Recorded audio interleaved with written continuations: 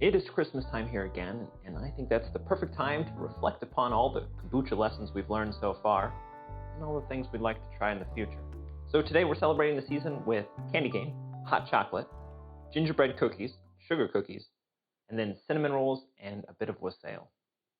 Which, if you don't know what it is, it's delightful.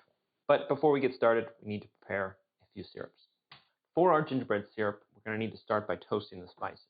So to a saute pan, we're adding 3 teaspoons of cinnamon, 1 teaspoon of cloves, 1 teaspoon of allspice, a half teaspoon of black peppercorns, and a fourth of a teaspoon of cardamom. After toasting them, we're going to lightly crush them and then add them to a pot with 5 teaspoons of fresh ginger and 1 cup of water. We're going to bring this to a boil, cover it, steep it for 8 to 10 hours. And now that it's steeped overnight, I'm just going to take a quick test to make sure that it's strong enough. If it's not, we're just going to let it sit a little bit longer.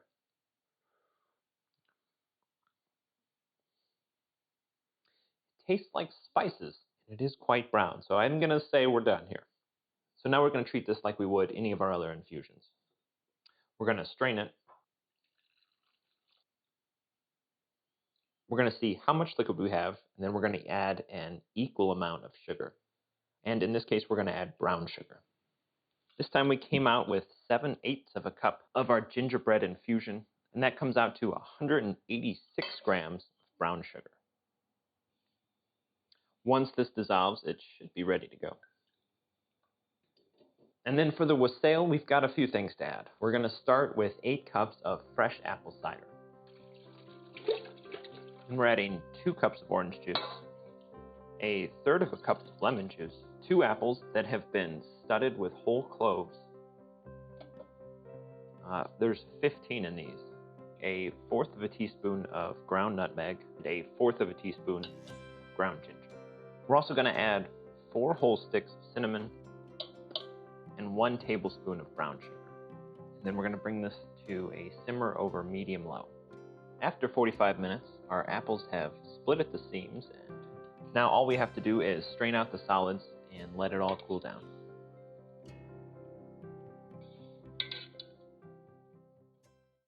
For the wassail, I would like to know how much sugar is inside before we start to bottle.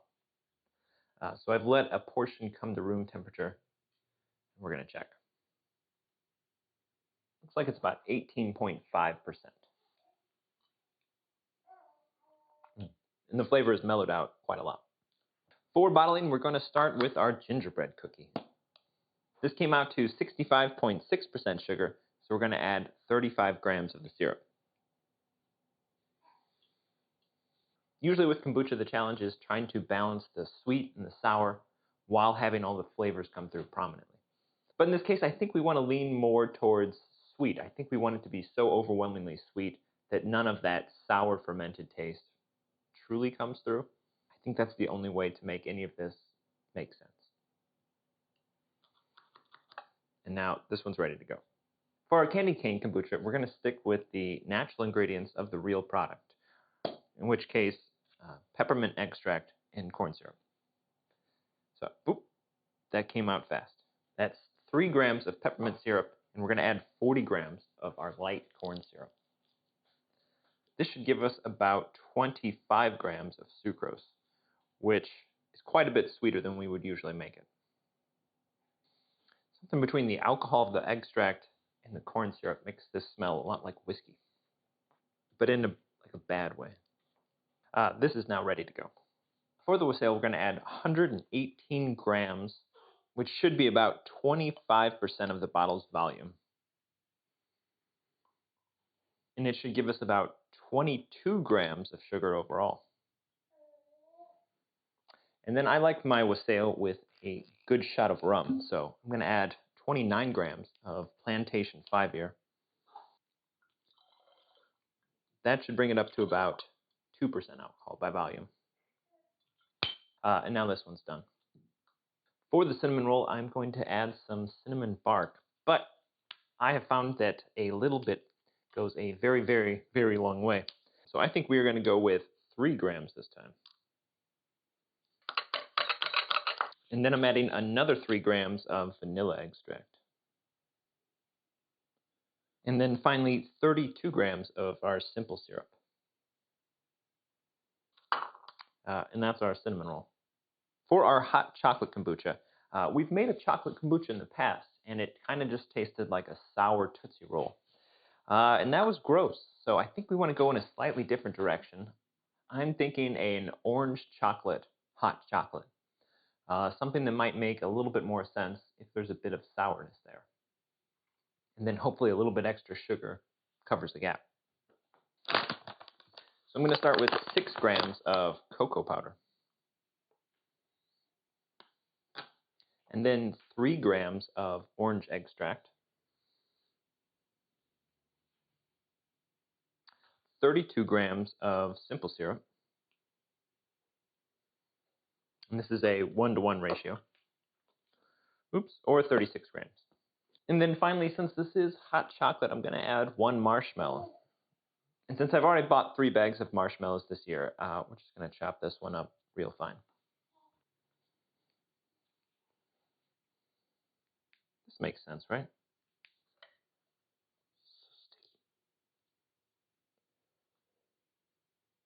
Oh my god, get off of my hands.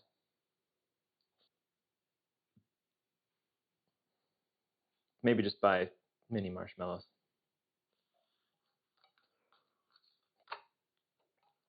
Now, before we start our final kombucha, we need to prepare a few things. And we'll start by talking about our tea for today, which is half green tea, half black. While I think most of the recipes today could have stood up against a black tea, I think some of the flavors like candy cane need a subtler kombucha flavor so that they can properly stand out. So I'm going to set this aside along with 2 cups of kombucha for our next batch. So for sugar cookies, my thinking is this. The flavor of a sugar cookie is primarily sugar.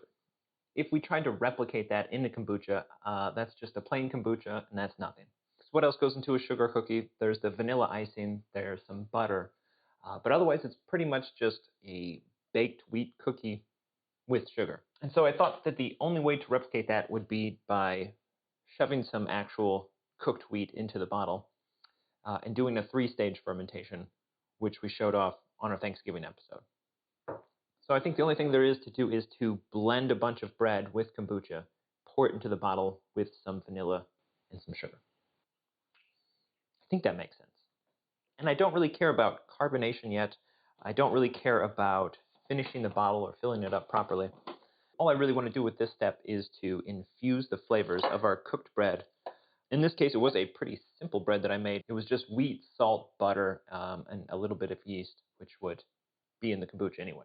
I'm just going to add about 350 grams of kombucha right now. The actual amount doesn't matter too much because we're going to have to come back in after the 2nd stage and fill the bottle up again.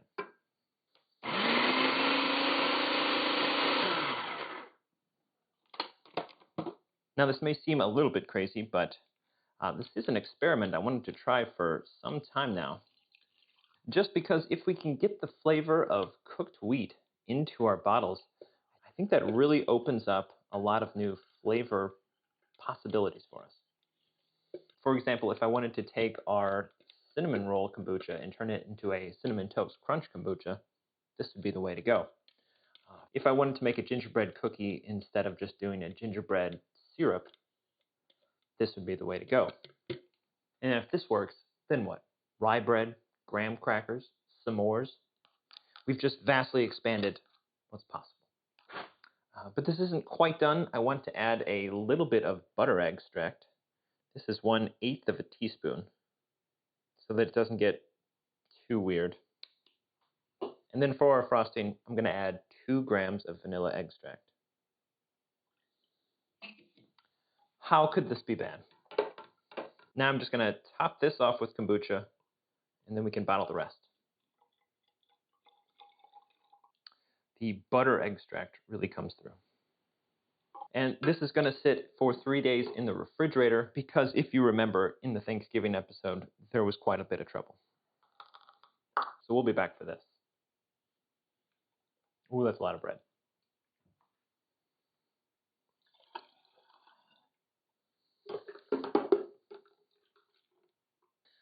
The rest of these I'm going to let sit for 2.5, 3 days at 78 to 80 degrees Fahrenheit.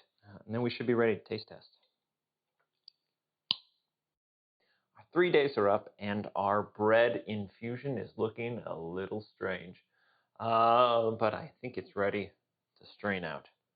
Now, the last time we did a 3-stage fermentation, it exploded wildly and it got on every surface of the kitchen. So I'm hoping that by letting it rest in the refrigerator instead of at room temperature, there's not as much carbonation. But time will tell. Okay.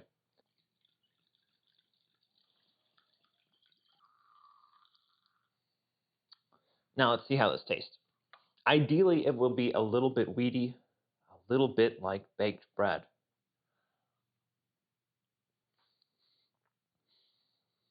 It mostly tastes like cream soda because of the vanilla.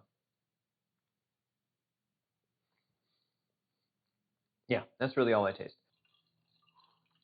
It does make me wonder what the solution would be. How much bread does it require to make kombucha taste like bread? That might be something for future experiments. Adding 32 more grams of simple syrup, and then I'm just going to top off with some plain kombucha.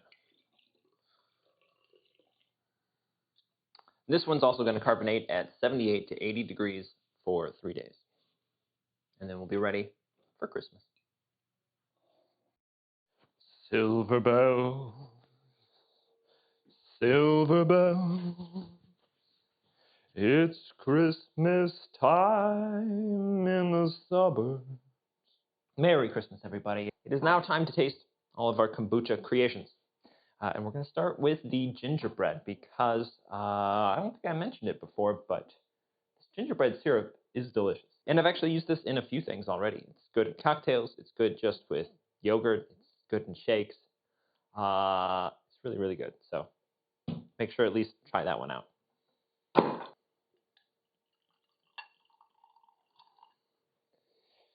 Ooh, a little bit of carbonation.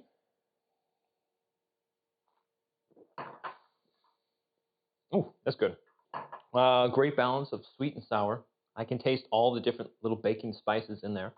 The ginger comes through most prominently. There's a tiny bit of kombucha flavor, but for the most part, it's all just carbonated gingerbread. There's acidity, but it's kind of underneath, so it's not making this strange. This is really good. There is nothing the syrup can't fix. Even like the nutmeg and allspice, spices I don't traditionally like. I think they work great here. It's like Christmas in a bottle.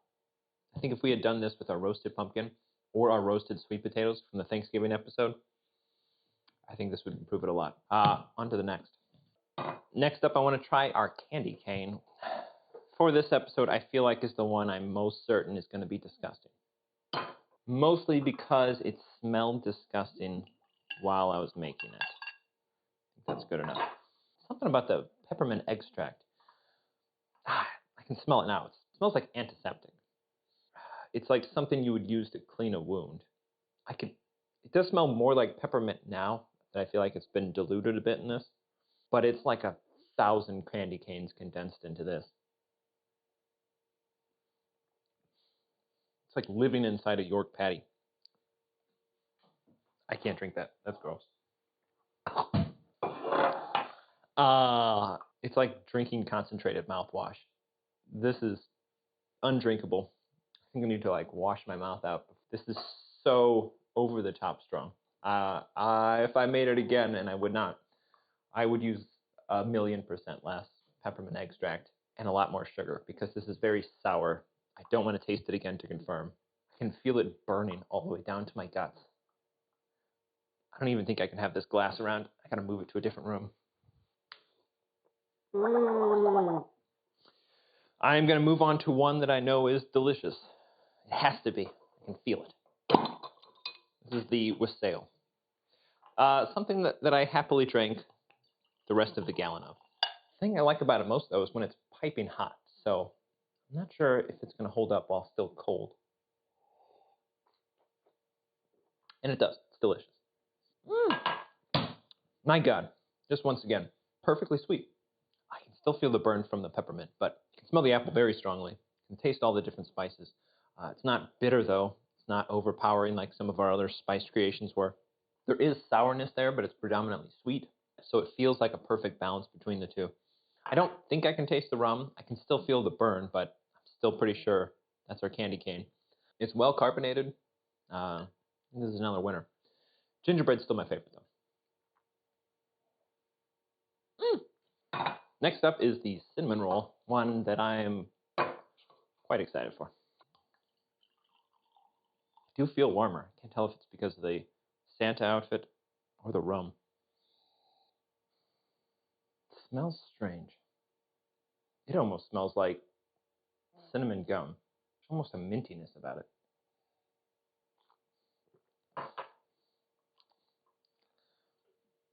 I think the problem with adding vanilla is every time I add it, it tastes like a cream soda, and then it confuses me for a minute. This isn't a cinnamon roll at all. It's a cream soda, a little bit of cinnamon, which somehow makes it taste like cinnamon toothpaste. It's okay as a cream soda. It's not good as a cinnamon roll. And I think we're going to have the same issue here with our sugar cookie. Ooh, it's a great big pellicle on top. Very clear like a cream soda.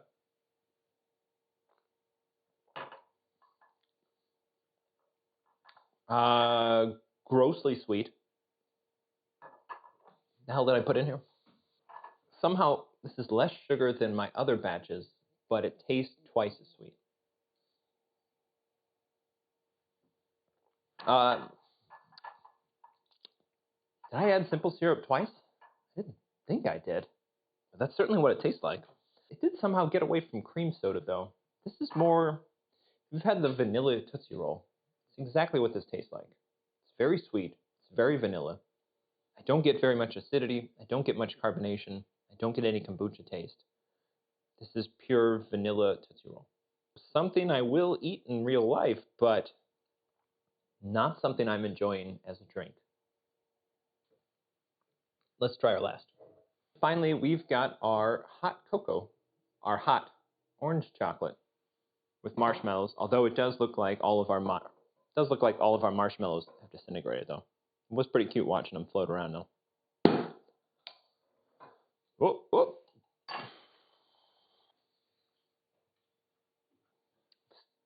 Smells a lot like our Whopper kombucha from the Halloween episode. It's very thick and foamy.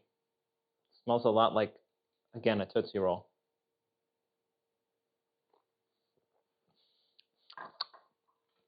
There's a lot of grit. I don't know if it's because I got too much of the sediment from the top, but there's a lot of like cocoa grit.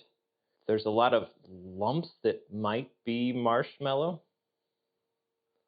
in a less appealing shape. There's no orange. I don't really taste the marshmallow or the vanilla from the marshmallow. Still too sour, so it's mostly just kind of like before, a grossly sour Tootsie Roll drink.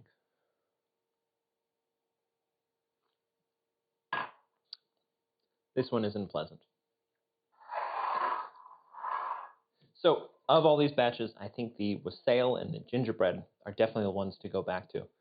Those are both delicious. I would definitely make them every holiday season. For the sugar cookie, where to go from there? I would want to double or triple the bread that we put into that 3-stage fermentation, just to see if we can get any of that baked wheat flavor out of it. And then I think I'd have to cut that vanilla down by at least half. And then for the cinnamon, I think the amount of cinnamon has to come up. The amount of vanilla has to be cut down by like a third. And then I think it would be a balance of trying to get it predominantly cinnamony, still drinkable. Perhaps we need to bring in some of the other baking spices too to kind of round that out a little bit. The hot chocolate, I think this just isn't going to work. I don't want to keep experimenting with it. It's gross every time. I need to give it a break. The candy cane, kind of like with the cinnamon roll, I think the extract needs to be dialed down hard, probably a third again. And then I guess more sugar. It's going to be hard to say because it was so deeply, deeply unpleasant to drink. But that's it for this time. Thank you for watching. Merry Christmas. This is Reckless Boot.